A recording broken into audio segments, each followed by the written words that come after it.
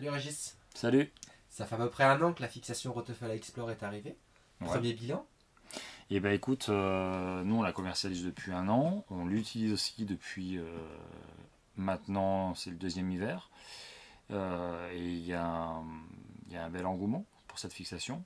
Moi je suis plutôt content déjà de voir sur le terrain son usage, les avantages qu'on y retrouve. Justement, c'est l'avantage de cette fixation, de cette nouvelle norme par rapport aux deux autres Ouais. qu'on connaît déjà. Tu peux nous faire Ouais, un très petit bonne résumé question, parce que c'est vrai que souvent en plus on nous la pose. Entre la norme non NBC et la norme 75, ben, je dirais que ça relie tous les avantages de ces deux fixations sans les inconvénients. D'abord, on a une simplicité au niveau de la fixation. À peu près la même simplicité en fait et la légèreté que la norme NNNBC. Simplicité au sens où en fait il y a deux morceaux, et puis simplicité d'insertion et de retrait de la chaussure. Donc ça c'est vraiment pratique, on ne se pose pas la question. Alors il y a un petit coup à prendre. Moi c'est ce que j'ai remarqué sur le terrain, il y a un petit coup à prendre pour mettre les chaussures sur la fixation. Mais enfin après une fois qu'on a pris l'habitude et qu'on les enlève, déjà c'est super simple. Deuxièmement, le deuxième avantage c'est le déroulé de pied. C'est à peu près le même déroulé naturel de pied qu'on a avec la norme NBC, sauf qu'on a le maintien en plus, ce qu'on retrouve chez la 75 mm avec une torsion de la chaussure qui est limitée, puis un bon maintien. Donc en fait, on a le déroulé de pied, la légèreté de la NBC, et on a le contrôle d'une norme 75, je dirais d'une norme 75 classique jusqu'à un câble comme la volée 3 pin câble, quoi. Bon, au-delà, après, c'est des fixations de télémarque avec des cartouches, c'est différent. On ne peut pas comparer, par exemple, une chaussure souple et une chaussure rigide. Donc, on allie les deux avantages. Et puis, il y en a un autre, c'est qu'on trouve vachement de chaussures maintenant, de choix de chaussures. Il y a des chaussures qui sont bien faites et des chaussures qui sont confortables. C'est une petite nouveauté, ça, d'avoir du nouveau matériel, de nouvelles chaussures. Ah ben, ça a tout changé. Je dirais que ça, c'est vraiment la dernière innovation. Oh, mais ça fait 25-30 ans qu'on attendait ça. Et aujourd'hui, en plus, on a des fabricants qui innovent de plus en plus avec des chaussures légères, confortables, pour certaines qui sont solides, qui apportent un bon maintien. Donc il y a une diversité entre les fabricants, une diversité, je dirais, de chaussures, de qualité, de différence de maintien, mais si on choisit bien, on peut trouver vraiment une bonne chaussure. Et c'est là aussi, c'est l'avantage, c'est que on a le choix. On a peut-être moins le choix en norme NBC et encore moins aujourd'hui en norme 75.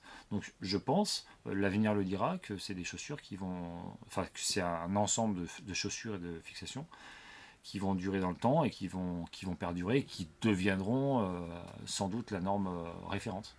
Est-ce que ça coûte plus cher aujourd'hui de s'équiper en matériel Explore par rapport à de la norme 75 ou de la NBC? Alors, oui.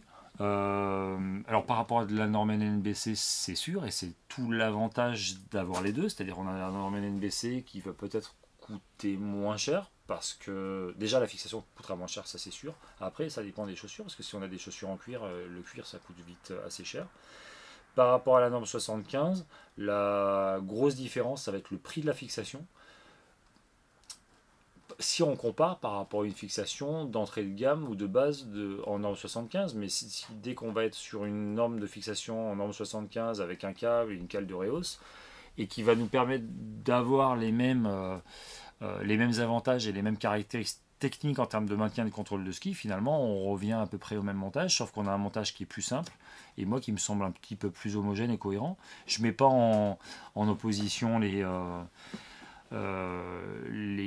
types de normes. Je dis simplement que faire un choix en fonction uniquement d'un prix en disant oui mais ça coûte plus cher, mais ça coûte plus cher par rapport à quoi? C'est-à-dire qu'aujourd'hui une chaussure en norme 75 elle va coûter à peu près le même prix qu'une norme en Explore, sauf que les chaussures Explore aujourd'hui elles ne sont pas fabriquées comme les chaussures de 75, il y a d'autres technologies. Il y a d'autres mécanismes de confort qui font qu'elles ont évolué, ce qui n'est pas toujours le cas des normes 75, qui ont augmenté, certes, en prix, mais pas en technologie. Donc je pense qu'on peut se poser la question, parce que c'est une question strictement de pouvoir d'achat, mais souvent, pour quelqu'un qui se met à la pratique de la randonnée nordique, s'il n'a pas d'expérience avec du NNBC, s'il n'a pas d'expérience avec du 75, et que le prix n'est pas sa question majeure, j'ai tendance à dire, partez sur de l'export, vous aurez un excellent rapport qualité-prix avec du choix, de confort, de maintien de chaussures. Justement, sur cette norme Explore, on a maintenant derrière, au niveau de la talonnette, une cale de montée. Ouais. Alors, est-ce que c'est indispensable? Est-ce que c'est utile, cette cale? Est-ce qu'on peut s'en passer? C'est super bien de l'avoir prévu. En rando nordique, on s'en sert pas beaucoup, mais suivant les terrains, elle va venir soulager. Moi, je pense par exemple dans nos massifs, je sais pas, dans le Jura, dans le Vercors, dans les Vosges, dans le Massif central, on peut des fois avoir un petit coup de cul, tu vois, 15 mètres comme ça où c'est super raide. Tu as deux choix. Bon, tu mets tes pots de phoque, soit tu vas faire des zigzags pour essayer de monter, soit tu vas essayer de monter comme en ski de rando alpin, c'est-à-dire en trace directe.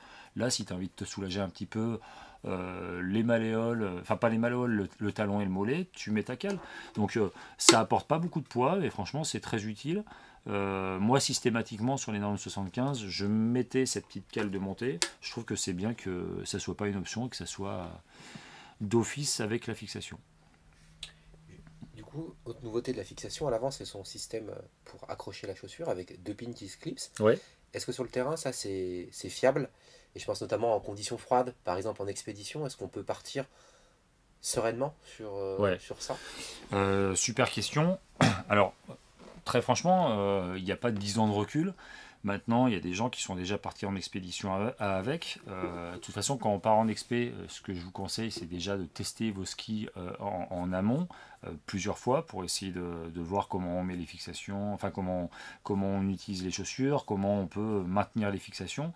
Après, il y a un petit coup à prendre de dire, bah tiens, je place bien ma chaussure pour insérer les pins dans la fixation. Mais une fois qu'on a pris le coup, c'est très facile à faire et c'est très facile aussi à enlever. Il y a une manette ici de déclenchement rapide qu'on va pouvoir actionner avec la main ou actionner avec le bâton. Après, je pense que la question que tu poses, c'est la question que les gens se disent, oui, mais si il y a du gel au niveau de la chaussure, ou s'il y a du gel au niveau de la fixation, comment ça va se comporter. Il faut savoir quand même que Alpha, qui est le premier fabricant, alors c'est pas cette marque, mais c'est une marque norvégienne de chaussures, va passer toutes ses chaussures en normes Explore, sachant qu'ils ont des chaussures d'expédition pour le grand froid et qui vont passer en norme Explore. Et si eux ils le font, c'est qu'ils ont testé parce que ils travaillent avec des ambassadeurs et des gens qui font des expéditions souvent assez engagées. Par rapport à la technique, là il faut savoir que les picots ils sont reliés entre les deux. C'est-à-dire que s'il y en a un qui, enfin, c'est jamais arrivé, mais supposons qu'on arrive à bloquer un picot dans un sens, on va pouvoir venir le débloquer en appuyant sur l'autre. Donc, de toute façon, en expé, que ça soit en NNBC ou en 75, on peut avoir des soucis. Je pense pas qu'avec cette norme, on en aura plus.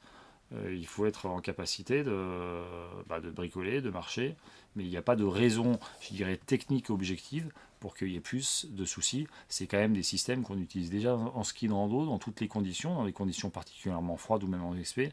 Et on entend rarement des gens qui ont dit j'ai dû arrêter mon expé parce que j'ai eu des problèmes techniques au niveau des chaussures. Ça peut arriver. En général, ils ont plutôt des problèmes de froid ou de conditions physiques. Bon, voilà, on n'est pas à l'abri d'avoir des problèmes. Il faut savoir bricoler ses fixations. Il faut savoir avoir un plan B en expé. Mais il n'y a pas de raison technique objective pour qu'il y ait plus de soucis. Et est-ce que sur ces fixations Explore, on peut enfin, dirais-je, attacher du coup le talon?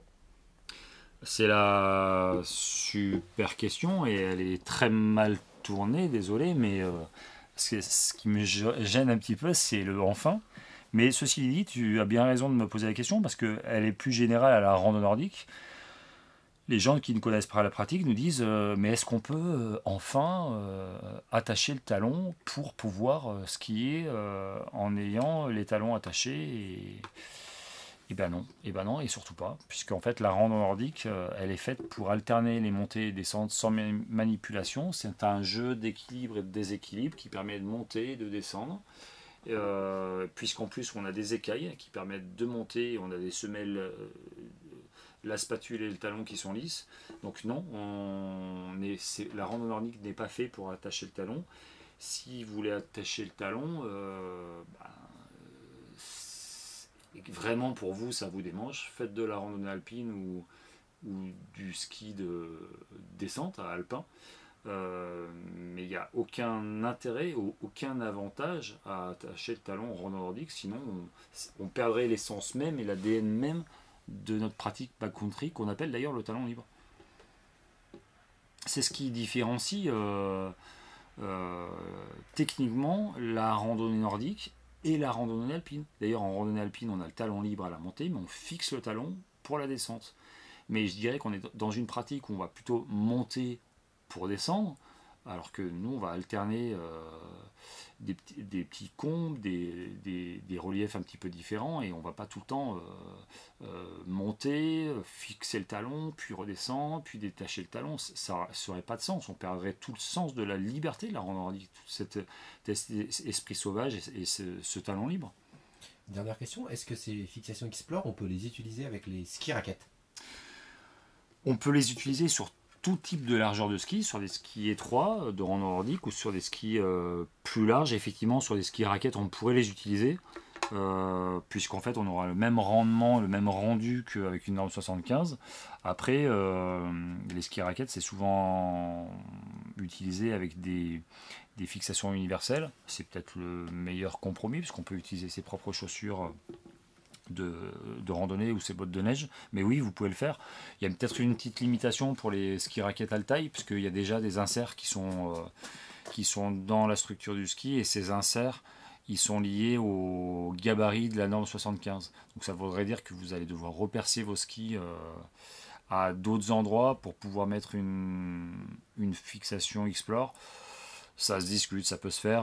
Je suis pas sûr que ça soit la meilleure solution, mais il n'y a pas de limitation sur cette fixation au niveau de la largeur des skis ou au niveau du format des skis. Donc oui, vous pouvez le faire. Eh ben merci pour toutes ces réponses. Et ben, au plaisir, à bientôt, bonne glisse.